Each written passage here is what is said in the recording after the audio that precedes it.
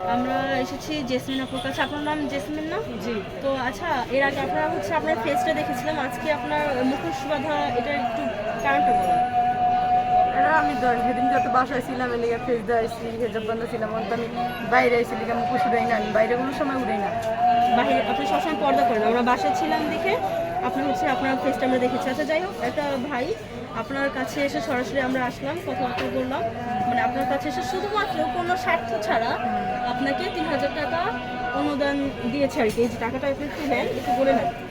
কোনো স্বার্থ ছাড়া, কোনো প্রকার কথাবার্তা মানে বেনিফিট ছাড়া যে আপনাকে দিয়ে শুরু করতে হবে এমন কোনো কিছু না, শুধুমাত্র আপনাদের অবস্থা খারাপ দেখে আপনাদেরকে সাহায্য করতে চাচ্ছিল।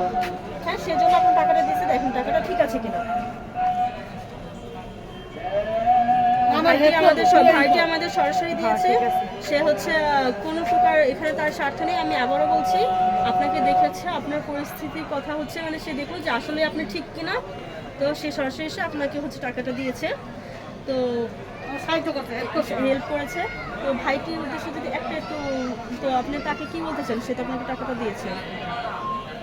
হ্যাঁ, নিশ্চয়ই আমার এই বুঝ যে লিখায় দিছে, লিখায় ধন্যবাদ। তাকে ধন্যবাদ জানাচ্ছেন। জি, আচ্ছা ঠিক আছে আপু, ভালো থাকবেন।